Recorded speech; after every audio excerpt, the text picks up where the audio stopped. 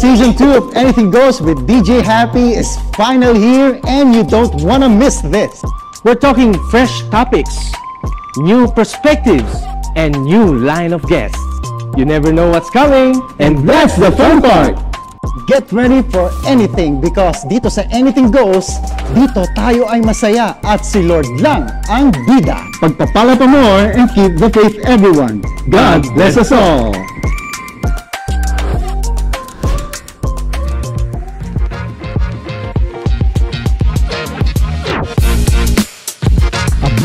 Pleasant evening to each and everyone. Welcome to Anything Goes with DJ Happy on GCCF and CUMC. Dito muna, kamusta po tayong lahat sa ating mga patuloy na mga nanonood, na mga viewers natin sa inyong mga tahanan o yung iba po nasa kanilang mga sasakyan, no? Hawakan inyong mga mobile phones. Maraming salamat po, no, for taking this time na samahan niyo po kami sa programang ito. At we guarantee and we assure you na kayo po ay mabe-bless at kami rin po ay masasayahan sa ating pong mga pag-uusapan ngayon with our special guest for this evening. So mamaya ako ulit po siya ipapakilala ulit.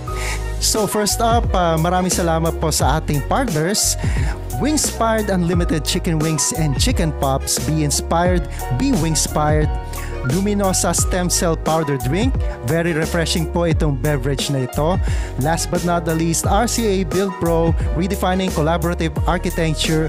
Maraming salamat po muli sa ating mga partners. Also, syempre, yung Anything Goes team natin. Maraming salamat po kay Miss Mara Panganiban, ang ating New Ministries Chairperson. Si Mr. Sean Abela, ang ating Multimedia Chairperson. Si Mr. Jen Mendillo and EJ Mahipus, Maestro. Yan, ang ating mga Executive Directors. Si Mr. Ryan De La Serna and James Raymond Rapis, na siya po ngayon ang ating in charge na pagdidirect natin, no? Ang ating mga mahusay na directors. Si Mr. Ryan Gomez, ang ating all-around technician at lahat-lahat na po. At iba pa. Yan. Salute sa iyo, Mr. Ryan Gomez. Last but not the least, ang ating administrative pastor. Walang iba po kundi si Reverend Carlos Lito Onilla. Maraming salamat po sa inyong patuloy na pagsuporta at pagtangkilik sa programa po ito na Anything Goes with DJ Happy on GCCF and CUMC. Kaya sabay-sabay po tayo dito muna. Alright, so sa mga oras ito, tayo pong lahat ay mag-reflect, no, ng pansamantala. Let us always be reminded, no, dumating na naman na isang linggo na patuloy yung routines natin, no, whether ito po ay sa work, sa school, or meron tayong mga sarili nating may business tayo or we are self-employed.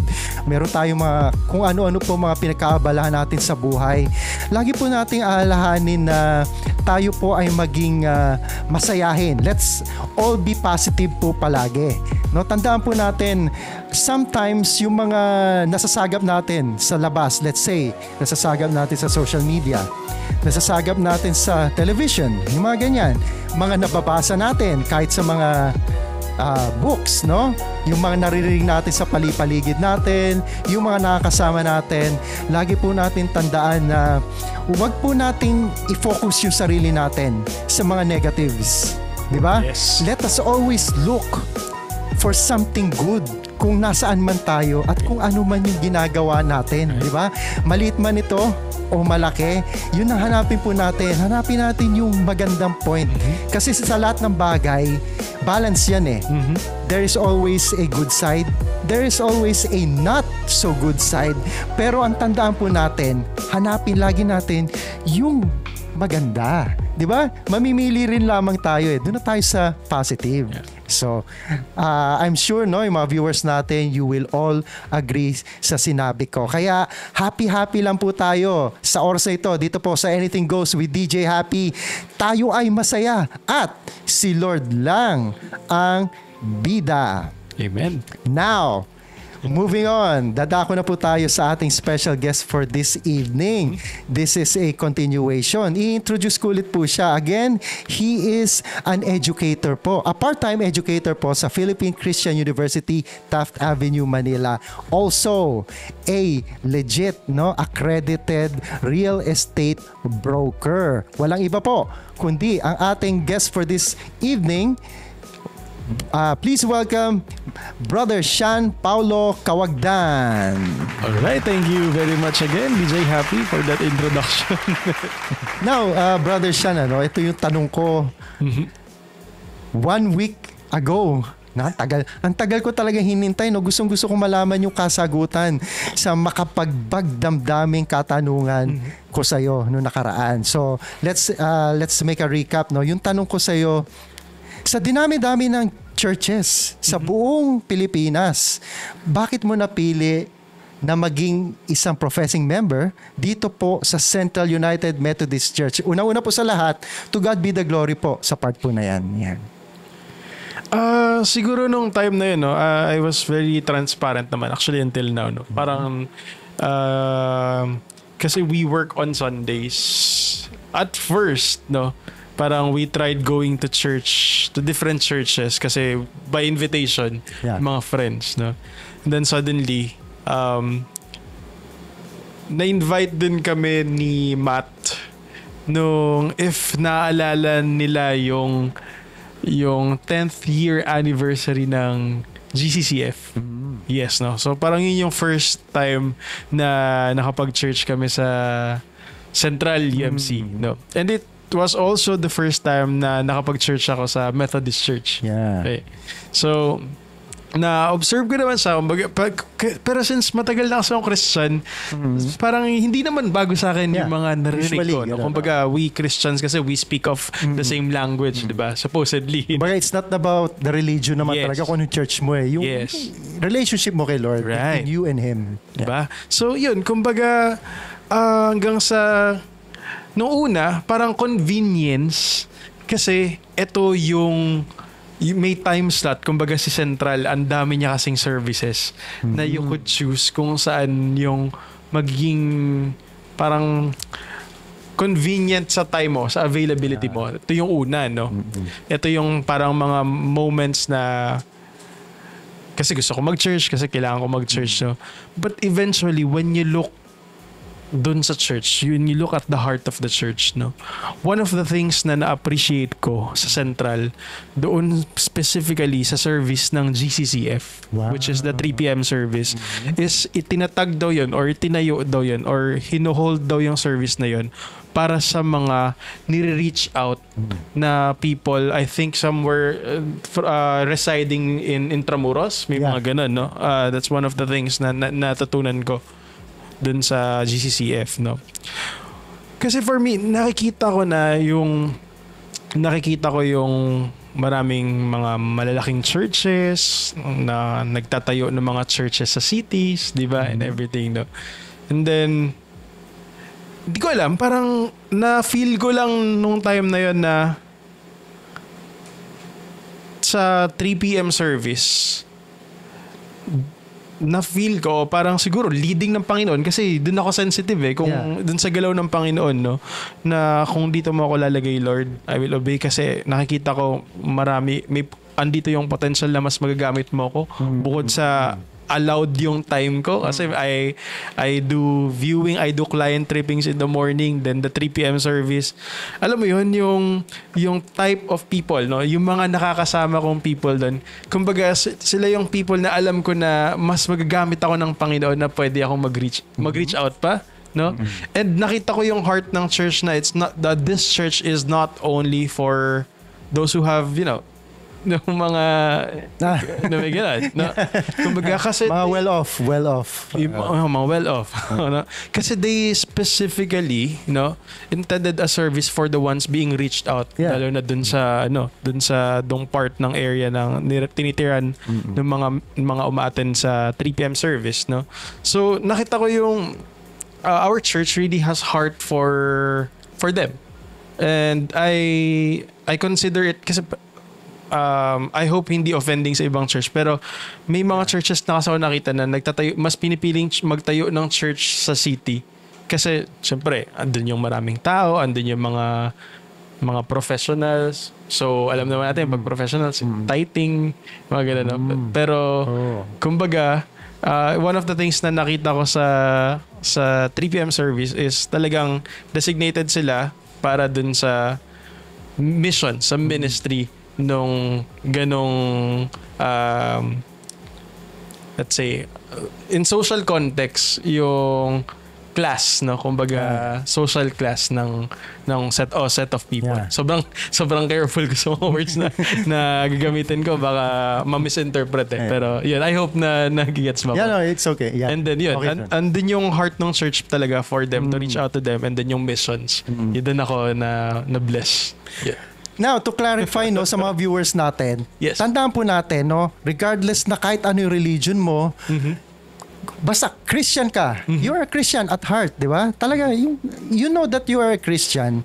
Wala pong best church. Walang Right. best na church, walang better church. Walang perfect church. Walang perfect church. Yes. You know, ayun nabanggit nga po ni Brother Sean, na-touch siya, na-enlighten siya, na-inspire siya sa service dito sa Central Church na yung sa GCCF. Sige po, no? To give you a better view, a bird's eye view kung ano po yung GCCF, this is a ministry ng Central United Methodist Church. GCCF, again, stands for God's Children Christian Fellowship. Right. So, this is a contemporary service. So, Contemporary. pag sinabing contemporary, hindi po siya yung traditional. Right. 'Di ba? Dito sa Central, meron po tayong 8 a.m. service, yung Tagalog service, English service, 10 a.m. Right. Ilocano service pala, 9 a.m. English service, 10 a.m. Then Vesper service sa evening yon.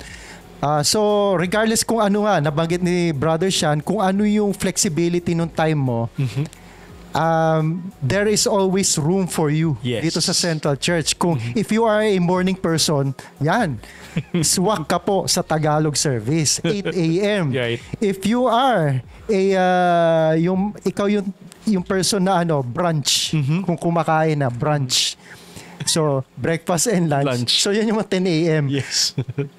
9 a.m., 10 a.m. Ilocano and English services. Yes. And kung ikaw yung tipong talaga, siguro yung mga may work na mga graveyard shift or mga may work ng panggabi, dito pumapasok yung Vesper service kasi yun lang yung time nila eh. Usually sa pag morning, nagpapahinga. May mga ganun eh.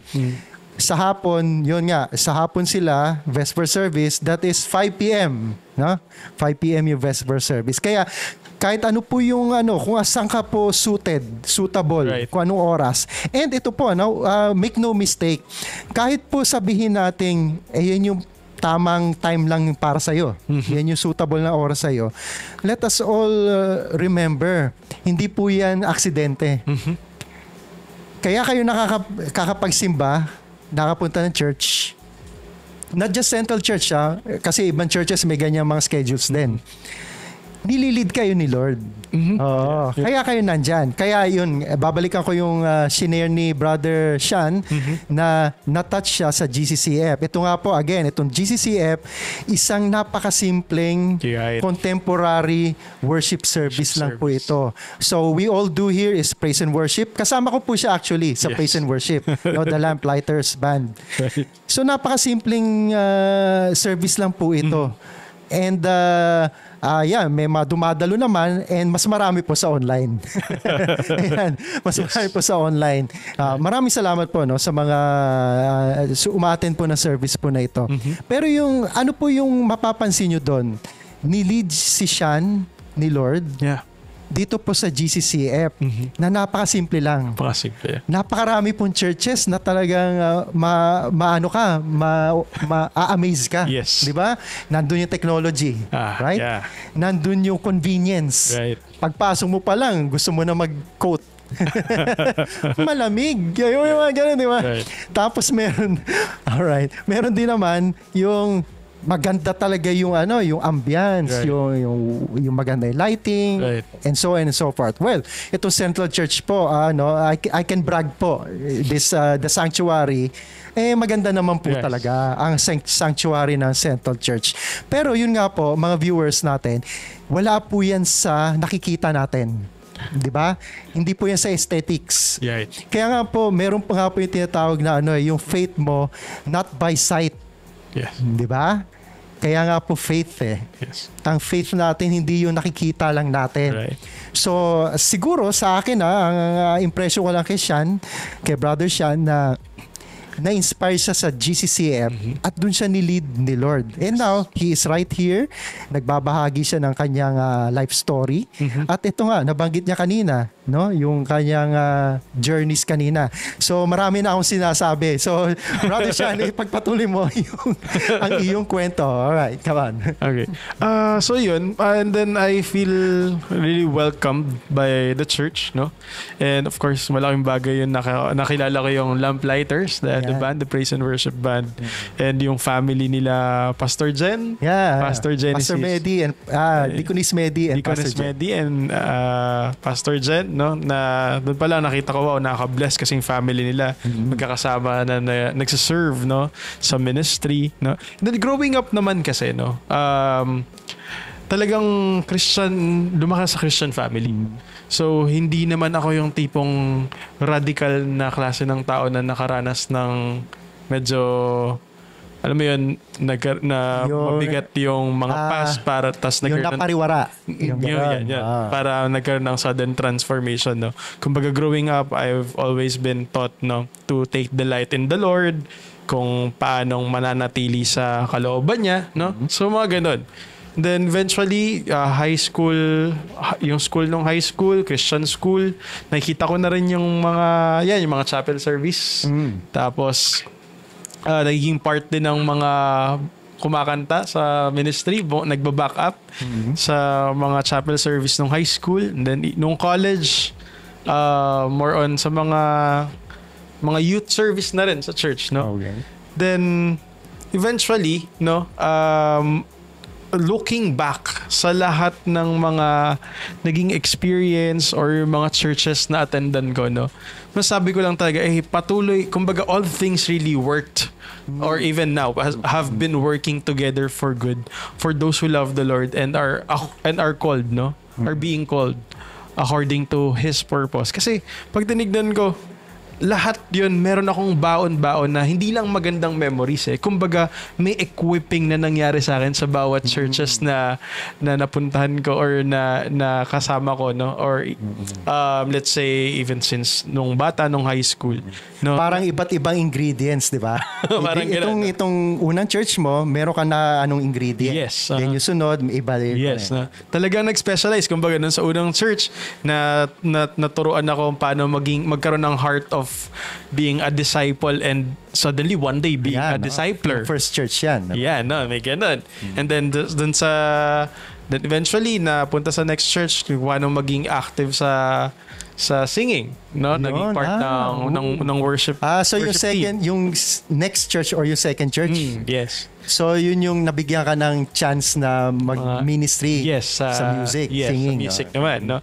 Then eventually yung third church, doon mas naging discerning, kumbaga mas lumalim, mas naging seryoso sa Panginoon kasi nakita mo kung ano yung mga doon parang siguro kasabay na rin sa pag-age, no?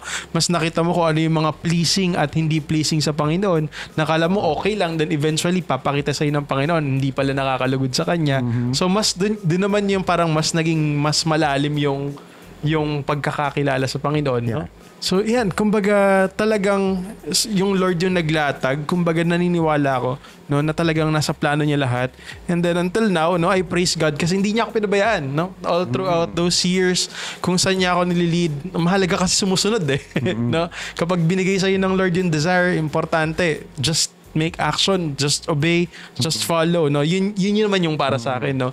Ngayon, if dinala ako ng Panginoon sa Central, no, dito sa GCCF, and nililid niya ako as someone na makapag-minister sa mga kasama or even sa kabataan, sa youth, no, special hello kay Matthew, no, kumbaga ang dalangin ko is patuloy niyang makita na ako ay faithful sa mga nilalatag niya. Patuloy niya ako makita sa mga na faithful sa kanya sa mga inilalatag niya para sa akin. Napakaganda Brother Sean. Yun nga no, si Matt, no? Kapatid na Matt. Master Matt ang tawag ko dyan. Master Matt. Iba. Matt Galanza. Yan, shout out sa'yo. Of course, di ba, tatandaan ko yung first time na dumating ka sa GCCF, no? Nakita kita noon. Then, yun, lumapit ka, di ba? Talagang, yun ang gusto ko kay Brother Sean very yung confidence. Talaga, well, we need, no, ito, sabihin ko as Christians, totoo, naniniwala ako dito if you are a Christian, kailangan confident ka lagi. True. Yeah. Do you believe in that, Yes. Brother Sean? Why? Kasi kung Christian ka, pero hindi ka confident, paano ka makakapag-spread? Paano ka lalago? Paano mo masishare ang salita ng Panginoon? At paano makikita ng kapwa mo that you are a Christian? Di ba? Yes. You have to be confident Yes. Kaya, let's say, Christians, sa akin this is my own point of view, Christians should be dynamic talaga. Yeah. Di ba? Yeah. Yung walang keme-keme. Hindi yung keme-keme, di ba? Kailangan pag sinabing Kristiyano ako, you have the conviction. Di ba? Yes. Pag may nakita kang alam mong hindi tama, wag po tayong bulag-bulagan. Kasi dapat may conviction tayo. Di ba? Naalala po natin si Jesus. Si Jesus ba hindi confident? Yeah. Di ba? Napaka-confident ni Jesus Yes. nung siya ay nabubuhay pa sa mundo. Right. Yeah. Kaya nga, di ba, he goes out kahit saan siya nagpupunta. Wala siyang backup, di ba? Yes. Yun, nagkaroon siya ng 12 disciples. Pero usually, nagsimula siya lang, di ba? Here's the other thing. Yung panahon ni Jesus, medyo nag-ano ko, no? Backtracking lang po tayo. Yung panahon ni Jesus, nagpi-preach talaga siya. So, if you are going to preach, hindi pwedeng mahiyain. Paano ka magpi-preach kung mahiyain ka?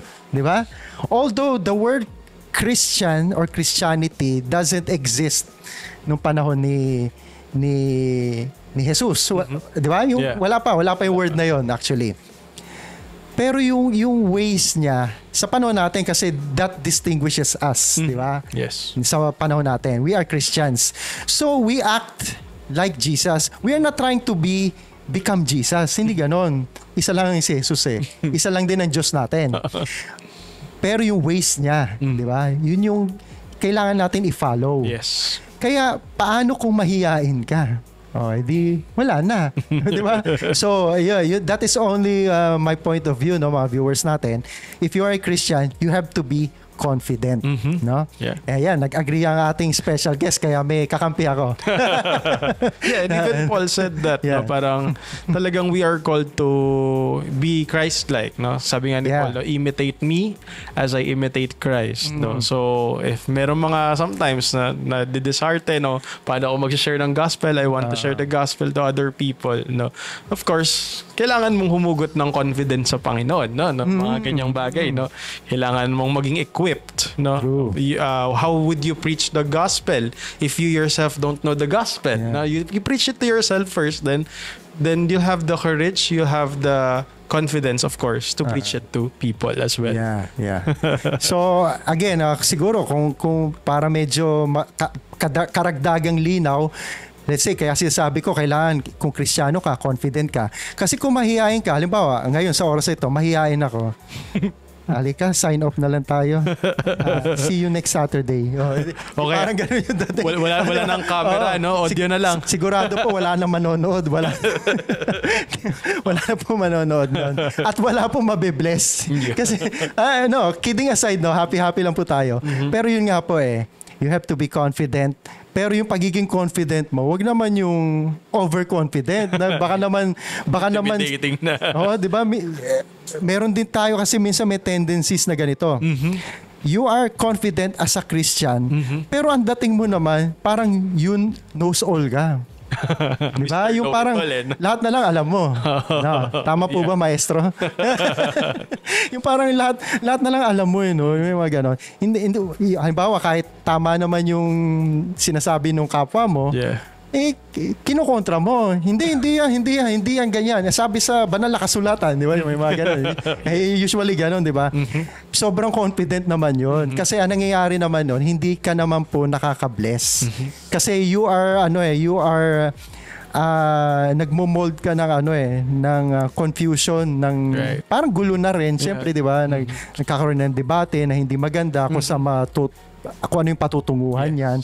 Kaya when I say confident, you are confident in Christ. Yes. Yun nga. Galing sa Diyos. Na kahit anong galaw mo, nasa mabuti yung kamay because the Lord is always with me. Yes. Di ba? Saan ka man magpunta, di ba? Akit ka ng mataas na hagdanan kahit masyado matarik yung hagdanan, hindi ka rin natatakot. May gano'n, walang fear.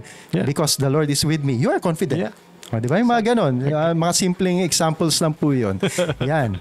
Now, ganda ng usapan natin. Now, Brother Sean, yun nga, nabanggit mo kanina, wala naman talagang perfect church. Wala mga perfect churches, no? Kahit saan po yan. Ang importante talaga yung you are a Christian, diba? You follow God, you follow Christ, you live a Christ-like lifestyle, yung mga ganon. Yes. Pero wag nating isipin na kailangan magpaka-perfect tayo. Kasi tayo mga tao, nasa mundo tayo, kahit anong gawin natin, hindi tayo magiging perfect. Why? Yan yung kaya tayo dinesign ni Lord Yan yung that separates us from Him. No? Tayong tao may limitation. Ang Panginoon talagang Alpha and Omega. Di ba? Yes. No beginning, no end yan. So doon po pala makikita, tayong tao, hindi natin pwede siyang pantayan. Right. Hindi natin siya pwedeng pangunahan. Yes. Di ba? Kaya bilang tayo mga tao, alam natin dapat yung kinalalagyan natin. Diba? And to add on that, ganda rin na bring up yun na never talaga tayo maging perfect compared to God, no? Kasi it's another reason or it's another way of acknowledging to yourself that di ka perfect the more that you need Christ. Yeah. I hope you agree. Yeah, I believe you agree. Yeah. Kumbaga parang if may taong perfect, I believe hindi niya nakakailanganin ng Diyos. True. Diba? So we are designed not to be perfect because we are created, we are made to need Christ and to continuously worship and praise Christ. Yun na, siguro. Yeah. That's a good one. That's a good one. Dahil dyan, naalala ko rin. This is this is to quote, actually not quote naman. Some time ago, yung nababanggit ni Reverend Menre Mendillo na yung parang yung mga iba't ibang point of view mo sa churches. Isa sa mga nabanggit niya, why we go to church, tayo mga Kristiyano. Nagpupunta tayo sa church because we are sick. Right. Ngayon yung sick, hindi po yung literal na meron kang sipon, meron kang monkeypox, yung uso na yun. Di ba yung, wag naman po. Kumatok. Alright, kidding aside. Ayan, nabanggit po ito ni Reverend Menre. So marami naman po siyang point of view kung bakit tayo nagpupunta ng churches. Yes. So ito lang yung nag-strike sa akin, lagi ko naaalala. Wow. Because we are sick. Ano yung sick? Spiritually. Yes. Totoo yan, naniniwala po ko dyan. Yun nga, hindi talaga tayo perfect kahit anong gawin natin, lalo na spiritually. No? Kasi kung perfect ka spiritually, nabanggit mo nga, Brother Sean, hindi ka na mag-church. Diba? Now, this is the sad part. I don't know, pero baka lang po. Baka lang po kasi may mga nagsisimba, nagpupunta sa churches, ang feeling nila, kaya sila nandun, dahil na-achieve na nila ang perfection. Example, parang sila yung nagiging yung gusto nila kailangan masunod. May mga ganon. I don't know. It can be possible. Okay. Diba? It can be possible. It can be possible. Pero yun nga, hindi yun. Lahat po tayo pagdating sa simbahan, pantay-pantay pa rin. Exactly. Kahit saan po tayo, pantay-pantay tayo. Whether we are well off or tinatawag na we are wealthy, whether we are, let's say, yung average, or yung medyo nasa tayo, panahon ng kagipitan. Pare-pareho lang po tayo. We are the same. Nasa isang boat lang pa rin tayo niyan. No? Why? Yung paa nga po natin, pareho lang nasa lupa Wala naman po lumulutang sa atin. Kung meron ako makikitang lumulutang, multo na yun. no, joking lang po. Yun nga po, pare-pareho lang po tayo. The same goes sa church. No? Kaya pag lahat po tayo nasa church, whether you are, yung maganda yung estado mo sa buhay, or medyo nando ka po sa medyo panahon nung kagipitan, pare-pareho lang po tayo. Yung nasa maganda estado ng buhay, huwag ka naman maghari-harian. Yun naman nasa panahon ng kagipitan, huwag ka naman masyadong yung parang tingin mo sa sarili mo napakababa. 'Di ba? Kaya nga doon pumapasok na itong nasa panahon ng kagipitan, you have to be confident. Ito naman nasa taas, let's say, so to speak. Yung nasa taas, huwag ka namang overconfident. Di ba? Porque medyo alam mong ano ka naman, sobrang confident. Hindi po. Kaya yun yung lagi ko naaalala sa nabanggit ni Reverend Mary Mendillo. We go to church because we are sick. Yes. Di ba? Ang lalim malalim siya actually. Kumbaga, if yung pinaka-point is tayo ang may pangangailangan sa Diyos. Kahit saan ko tignan, hindi ko makita na kailangan tayo ng Diyos. For me lang to. Yeah, true. Kumbaga kung meron man talagang may pangangailangan sa katayuan natin between us and God, talagang tayo yun ewan ko.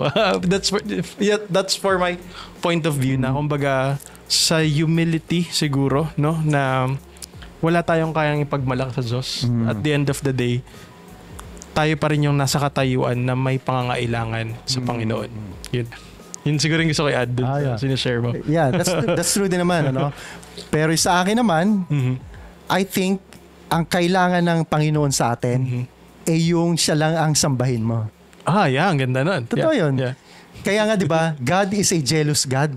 Totoo 'yan, no? Kaya 'di ba sa Ten Commandments, thou shalt not have other gods before me. Number 1, ibig sabihin nun, lalo na yung mga mahilig yung may mga idol dyan. No? Pero naman yun depende naman yun sa puso ng person Meron naman, we just appreciate, 'di ba? Na-attract lang tayo doon sa na yun. Pero hindi naman ibig sabihin win-worship mo yun. 'Di ba? Nasa na yun, depende na yung case to case.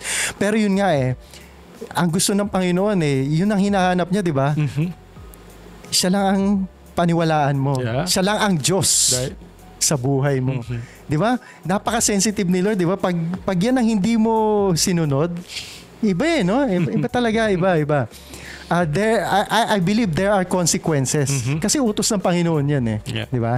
Pero of course si Lord, 'di ba, yung sinasabing yung walang pangailangan sa atin, mga lambing-lambing na lang 'yon, 'di ba? Let's say yung ito sa point of view ko lang, no. Let's say yung tithing, 'di ba? 'Di ba? Hindi naman kailangan ng Panginoon ng pera, material. Yes. Aanin niya yung kunyari 1,000 peso bill na bagong-bago na hindi natutupi. Aanin niya yun, di ba? Siya nga rin gumawa niyan di ba? Siya din naglikha niyan, di ba? Ibigay niya sa tao yung wisdom, kaya nagawa yun. So galing sa kanya. Yeah. So, bakit inaano ni Lord na mag-tithe tayo? parang lambing niya yon, no? Na ipakita natin yung pagmamahal natin sa kanya by material. Diba? So, of course, papasok din naman dyan yung mga ministries natin. Talents. Yeah. Diba? Like ito, si Brother Sean, singing. Yun ang talent niya. One of the talents actually ni Brother Sean. So, si Brother Sean, kumakanta din siya every Sunday. No, rotation kami. Vocals siya ng Lamplighters din. Then, pag back up. Ganon. So, the same goes for me. Pag back up din yan. Yun nga. Yun yung mga nagpapasaya sa Panginoon, diba? Pero yung sa sinabi nga ni Brother Sean na totoo yun, tayo talaga yung nangangailangan kay Lord. Exactly. Oo. Yeah. That's true. Because the Lord is our Father. Tayo yung anak. Yes. Diba? Hindi kumbaga, alam mo tatay mo yan. Ano ba ginagawa mo pag tatay or magulang mo? You respect. Yes. Diba? You respect, you love, you obey.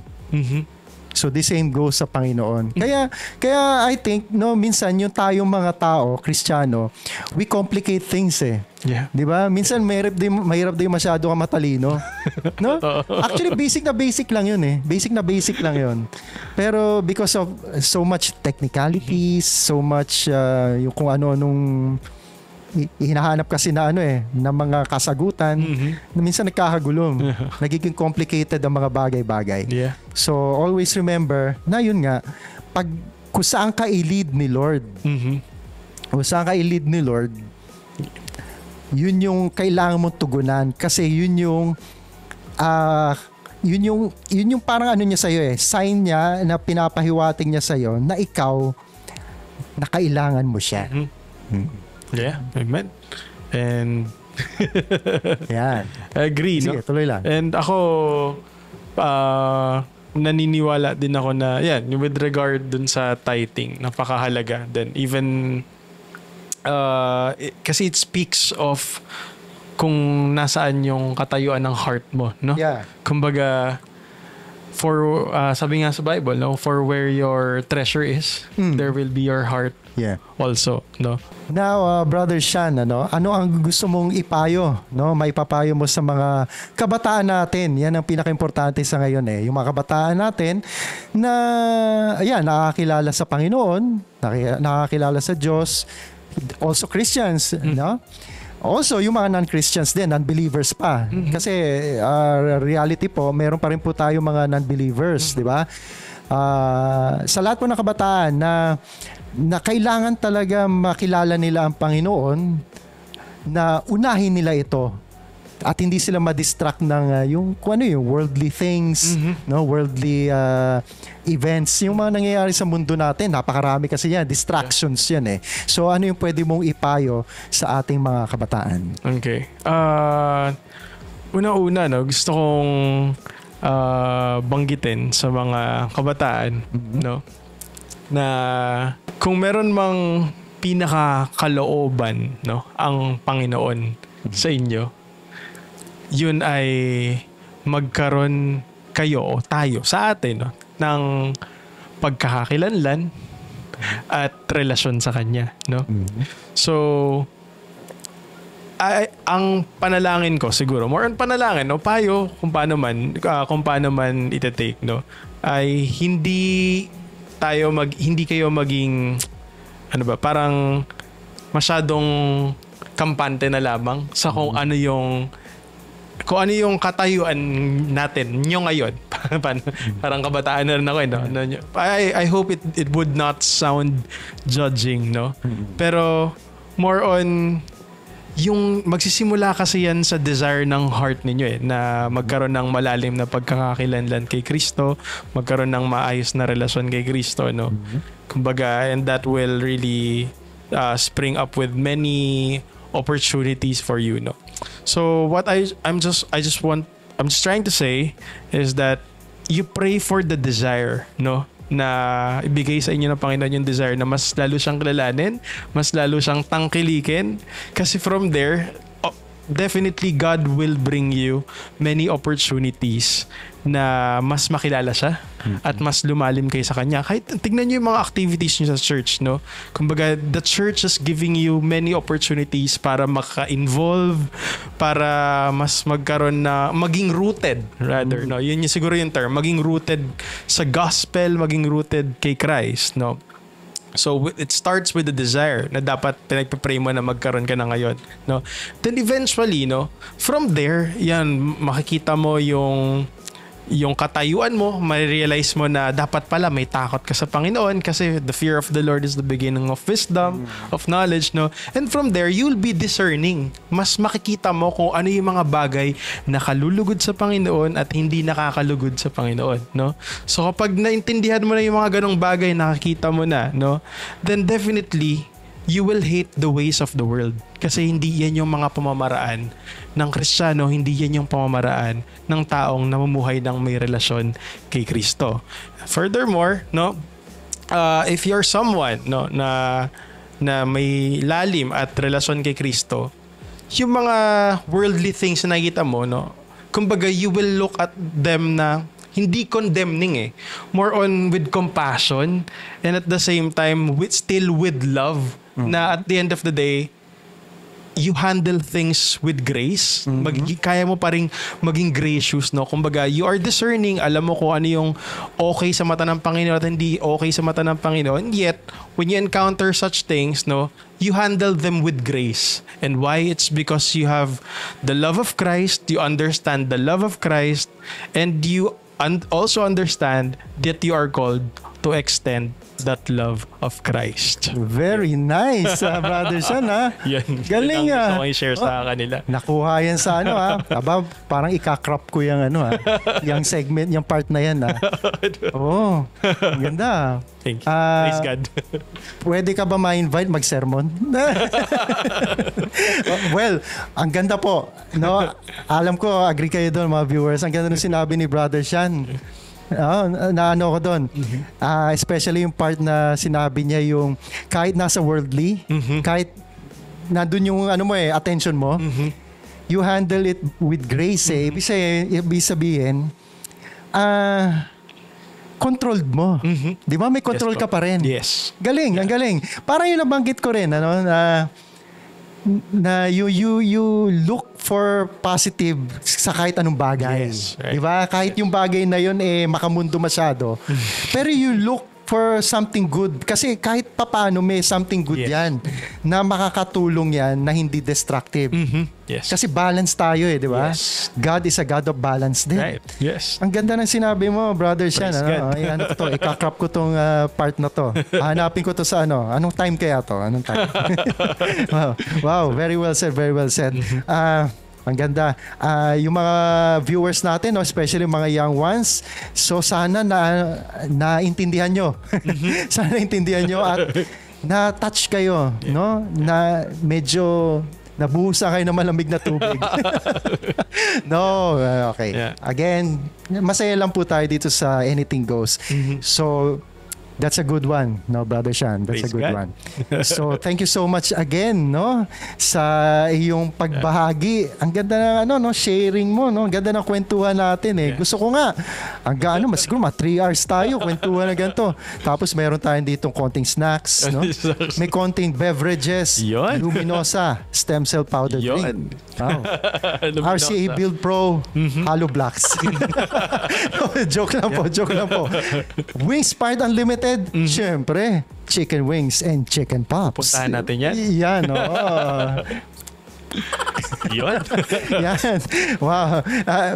Simpleng pagsingit sa ating mga partners. Thank you so much sa mga partners natin. Again, Brother Sean, Paulo, Kawagdan, maraming salamat ulit sa pagbahagi mo, no, ng very inspiring testimonies mo. Life stories, yung talento mo, no? Yung profession mo, yung skills mo, pale, no, yung field mo sa iyong larangan ng pagiging real estate broker. The floor is yours again. Kung meron kang gustong batiin ulit, i-shout out, sige. Okay. Again, maraming salamat DJ Happy for yung ginagamit na yung mga term nila, no? For having me here, yung mga ganyan dinarinig natin, no? I praise God sa ministry na pinagkaloob sa iyo ng Panginoon, no? Na even dun sa mga kasama mo, yung mga binabanggit mo kanina, no?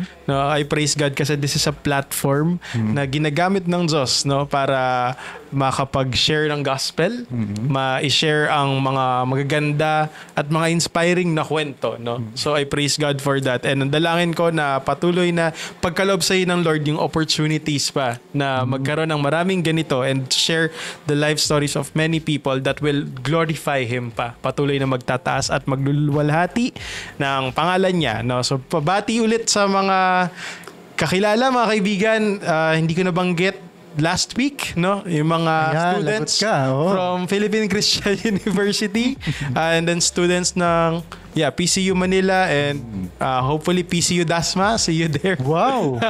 Binibigyan ng looking forward, yes, no, opportunities ng Lord, no? So sa Dasma mukhang may chance din na ino-open ng Lord. Yes. Still, no, kung sa mga ganyang opportunities, lagi lang natin hahanapin kung ano yung mga bagay still na makakapagbigay ng glory, luwalhati pa rin sa Panginoon. So sa Kanya lang yung glory, no? Anong meron sa atin? Of course, it's the joy. We have the kagalakan, we have the joy, but the glory, luwalhati, lahat yon sa Panginoon lamang. Amen. Big amen. To God be the glory. Maraming salamat, Brother Sean. Dito po sa iyong pagdalo. Alright. So mga viewers natin, no, maraming salamat ulit for taking this time na manood dito sa programa ito. Anything Goes with DJ Happy on GCCF and CUMC. Maraming salamat at kasama nyo kami dito muna. Yan. Thank you so much. Again, kita-kita ulit po tayo next Saturday po. Same time, same channel po. Yung channel po, Facebook page and YouTube. Okay. 7 p.m. po, Saturdays. Okay, so let us always be reminded, paulit-ulit ko po sinasabi ito, we can make a difference in our work. We can make a difference in our school. We can make a difference in our homes. We can make a difference in our church. And we can make a difference in everywhere we go. Bakit po? Because pag nilagay po natin ang ating buhay, no, sa gitna, if we put God in the center of our lives, we can always make a difference o kaya natin magpabago, no? Ng kapwa natin. Hindi ito yung hindi ito yung pagbabago na pinipilit mo na kapatid, magbago ka kasi gusto ko ganito ka. Hindi. Yung pagbabago na binigay sa iyo na wisdom ng Panginoon. Na ma-enlighten yung kapwa mo na makakilala sa Kanya. Yan. Also, let us always also be reminded, no, that we are God's handiwork or we are God's masterpiece. Nilikha tayo ng Panginoon na may reason, may purpose, merong katuturan, no, in Tagalog. Yes. Kaya kung ikaw ay may pinagdadaanan ngayon, no, matindi man, mabigat, or simple lang, kapatid, smile ka lang. Huwag kang mag-alala. Why? Dahil nilikha ka ng Panginoon, meron kang reason, meron kang value. Yun, halaga. Meron kang halaga. Kaya wag natin pong sayangin yung value natin. Ginawa tayo ni Lord. Kaya hanapin po natin sa ating mga puso kung ano yung value natin. Because yung lahat po ay merong kanya-kanyang halaga. At itong halaga na to, priceless. Yung po yung uniqueness ng bawat isa sa atin. Kaya wag po tayo magpatalo, no, sa problema ng buhay. Sa hamon ng buhay, sa mga na-absorb natin sa araw-araw, problema, no? Wag po tayong wag nating hayaan sarili natin tayo ay malungkot lagi, laging magalit, yan. Or yung laging ma-depress, no? Tandaan po natin, pag nakakaramdam tayo ng mga ganyang bagay, no? Let us remember na gawa tayo ng Panginoon. Masterpiece niya tayo. Pag sinabing masterpiece, napaka-ganda nun. Very priceless yon. Kaya kapatid, stand up, look up, hanapin natin si Lord kasi nandyan si Lord actually sa tabi at sa puso natin. Alright, maraming salamat po muli at tayo ay magpapaalam na po. Again, this is DJ Happy saying, pagpapala pa more and keep the faith everyone. God bless us all.